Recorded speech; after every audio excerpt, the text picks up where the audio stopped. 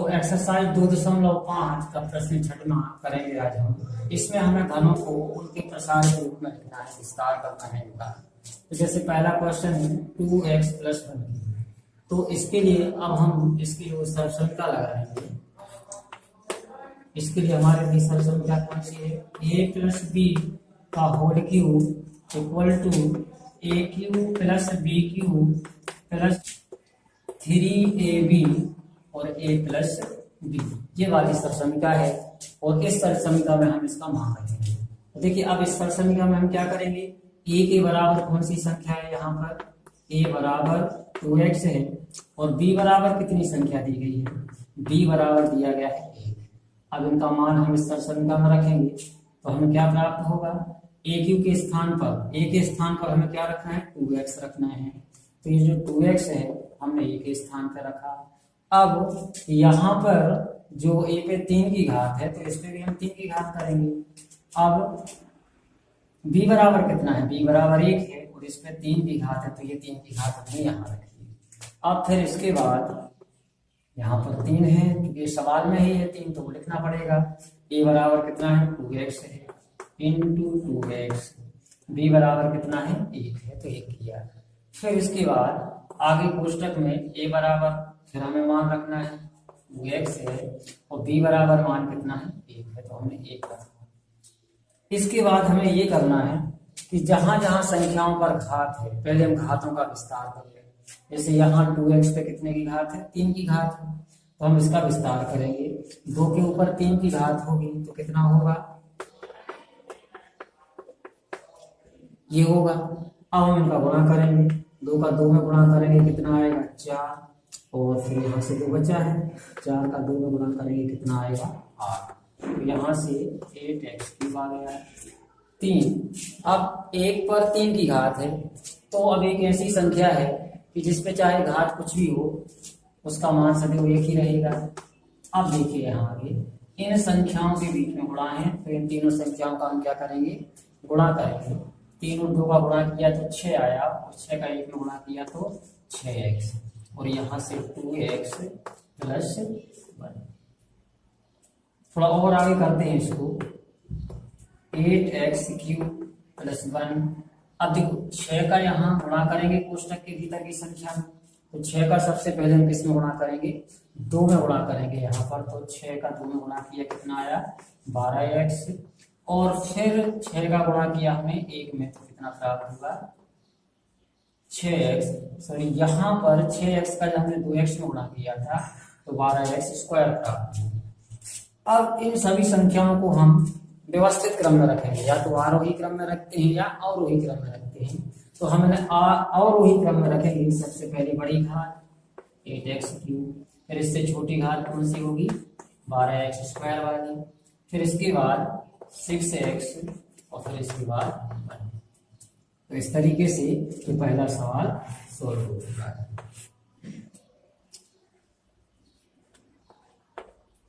तो अब ये दूसरा सवाल है।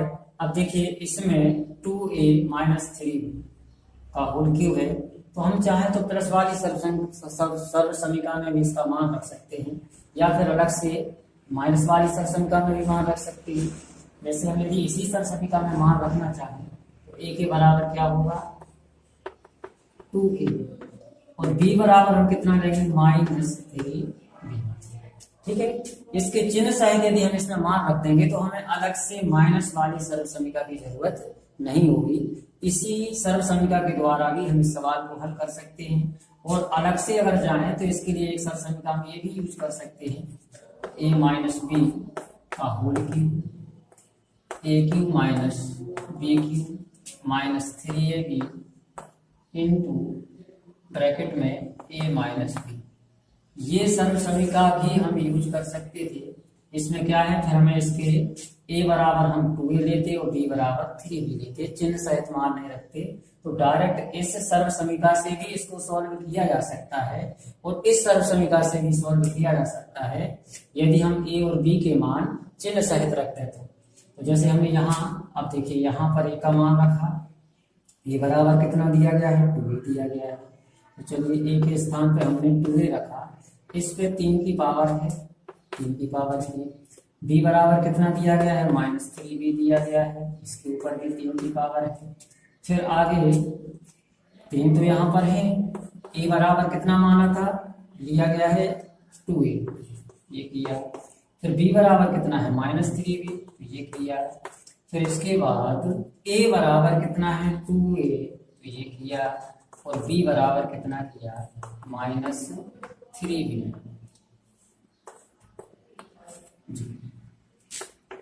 अब देखिए 2 के ऊपर 3 की घात है, अभी हमने पिछले सवाल में किया था, 2 के ऊपर 3 की घात है, कितना आएगा इसका मान, 8।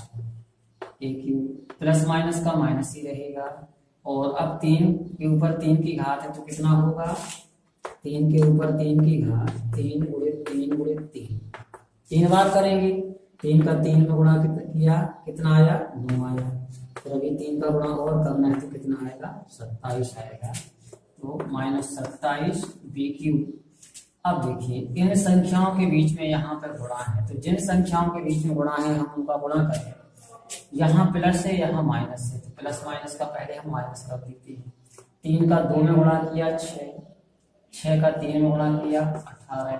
फिर यहाँ से a और यहाँ से b, ये संख्या आ गई।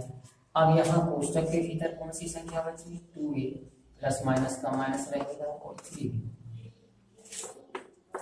अब यहाँ से इन संख्याओं को हम ज्यों का त्यों लिखते हैं, क्योंकि अभी इनके साथ जुड़ने घटने के लिए कोई संख्या मौजूद नहीं है। अब 18 का गुणा 2 में करेंगे, कितना आएगा, 36। a का गुणा a में होगा a स्क्वायर, और ये भी अकेला है। अब इसी संख्या का गुणा हम यहाँ करेंगे, तो पहले देखिए यहाँ माइनस है और यहाँ भी माइनस है, तो माइनस माइनस का गुणा होगा प्लस होगा। फिर हम 18 का 3 में गुणा करेंगे, कितना आएगा, 54, 54। a और b का 3 में गुणा हो जाएगा तो b स्क्वायर। तो इस तरीके से ये सवाल हमारा सॉल्व हुआ। अगर हम चाहते तो इस सरल समीकरण को यूज ना करके डायरेक्ट इस सरल समीकरण में मान रखते, तब भी हमारा आंसर यही होगा। तो या तो इस सरल समीकरण में मान रखो इसके लिए, या फिर इसी सरल समीकरण में हम मान रखकर इसको प्राप्त कर सकते हैं। अब देखिए यहाँ पर फिर से 3/2x प्लस 1 का होल क्यूब है, फिर से यही प्लस वाली सरल समीकरण लागू होगी। a बराबर कितना दिया गया है, 3/2x, तो a बराबर क्या हो गया, 3/2x। और b बराबर कितना दिया गया है, यहाँ पर 1 है, तो b के स्थान पर क्या लेंगे, हम 1 लेंगे। और अब हम इसका मान इसमें रखेंगे, तो a के स्थान पर हमने क्या किया, 3/2x का होल क्यूब प्लस b बराबर कितना लिया, 1 क्यूब प्लस 3। a बराबर कितना लेना है हमें, 3/2x, और b बराबर कितना लेना है, 1। फिर से 1 प्लस 1।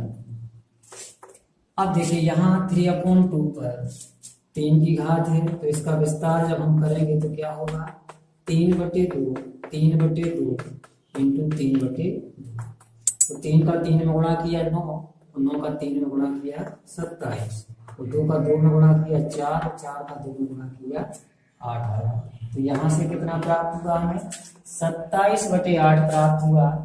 x क्यूब, 1 पे 3 की घात है तो इसका मान 1 ही रहेगा।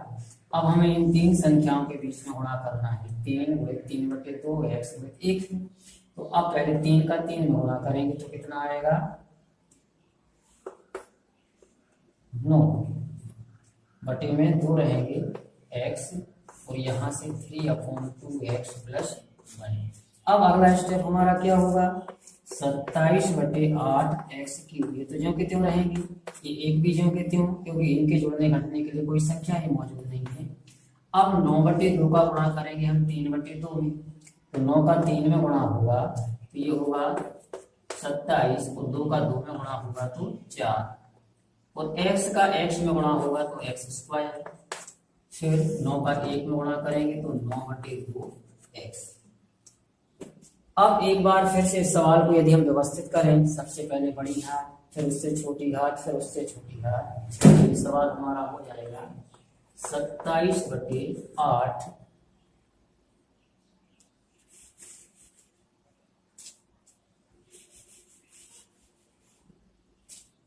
तो सबसे पहले इस संख्या को लिखेंगे, फिर इसके बाद एक्स स्क्वायर वाली संख्या को लिखेंगे, फिर इस संख्या को लिखेंगे, फिर इस संख्या को लिखेंगे।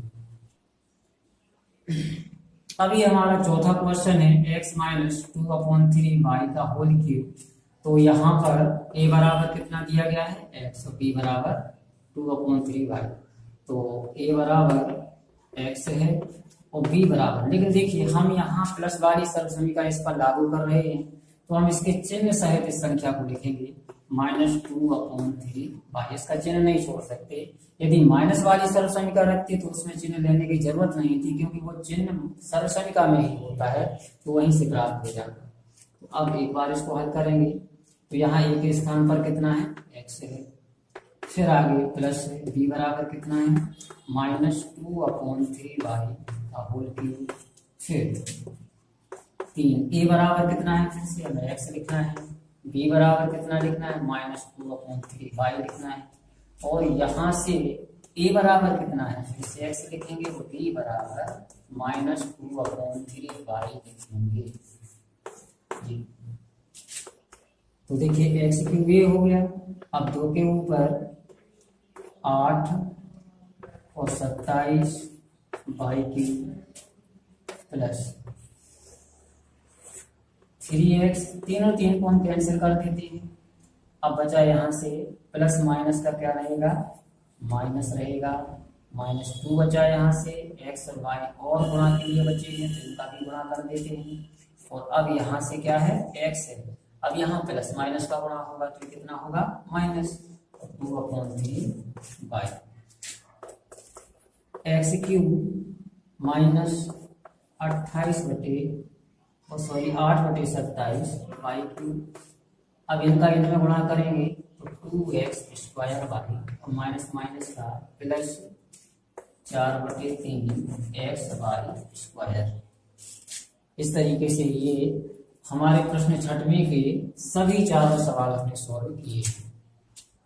तो अब देखो यहाँ 99 है तो कितना होगा 100 - 1 का क्यूब। पहले हम इसको तोड़ लेंगे। 99 को हमने क्या किया, या तो हम 90 + 9 कर सकते थे, ऐसा भी लिख सकते थे, या फिर हम 100 - 1 करें। तो देखिए 90 + 9 करना यहाँ उपयुक्त नहीं होगा, क्योंकि ये जो 99 है 90 और 100 में से हमें ये भी देखना है कि किसके नजदीक है। तो 99 जो है वो 100 के नजदीक है, तो हम 100 के उसका जो आधार है वो क्या बनाएंगे 100 बनाएंगे। 100 से इसको तोड़ेंगे तो 100 - क्या हो जाएगा 100 में से 1 कम करेंगे तो हमें 99 प्राप्त होंगी। तो अब यहाँ हमारी सरसंख्या कौन सी लागू होगी, a - b का होल, या वही प्लस वाली सरसंख्या भी रख सकते। तो यहाँ a cube - b cube -3ab और यहाँ ब्रैकेट में a - b। अब a बराबर कितना आ चुका है, यहाँ पर 100 आ चुका है, b बराबर कितना है 1। अब देखिए यहाँ पर हमने माइनस वाली सरसमीका रखी है, तो अब हम यहाँ b बराबर प्लस का 1 मानेंगे। अब हम यहाँ -1 का मान नहीं रखेंगे, माइनस हमें सर्व समीका में ही मिल जाएगा। तो a के बराबर कितना रखेंगे 100। अब यहाँ a पर 3 की घात है तो यहाँ पर भी 3 की घात होगी। b बराबर कितना रखना है 1 और यहाँ 3 की घात है तो 3 की घात रहेगी। यहाँ पर 3 है, a बराबर 100 है, b बराबर 1 है, फिर आगे a बराबर 100 है और b बराबर 1 है। अब 100 पे 3 की घात है तो पीछे इतने 0 बढ़ जाएंगे -1। अब इन तीनों का गुणा करेंगे तो कितना आ जाएगा 300 और यहाँ कितना हो जाएगा 99 ही होगा।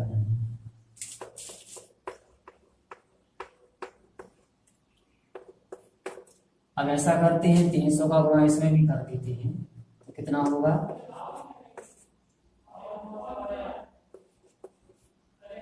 और 2 0 यहाँ से बढ़ जाएंगे 9 × 27, 27 2 30 और 2 0। चलो ठीक है।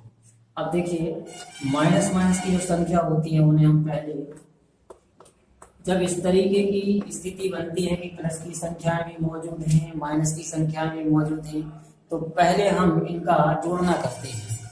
तो अब यहाँ नहीं लिख रहा है इसको, इसको हम यहाँ करते हैं, तो पहले हम इन दोनों को क्या करते हैं, जोड़ देते हैं।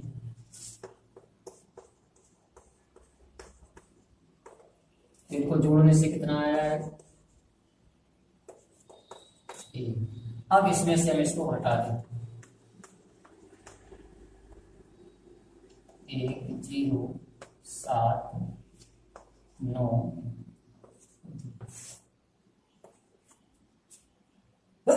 कितना आएगा यहाँ 1। फिर शून्य का कितना मान है, 10, 10 में से 1 जाएगा, कितना बचेगा 9। फिर शून्य के 10 होंगे, 10 में से 7 जाएंगे, कितने बचेंगे 3, और एक और घटाएंगे तो कितना बचेगा 2। फिर यहाँ शून्य के 10 मानेंगे, 10 में से 9, 1 यहाँ 0, शून्य का 10 मानेंगे, 10 में से 2 गए 8, एक और घटाएंगे 7, 10, और 10 में से 1 और घटाया तो 9। तो ये आया 97029।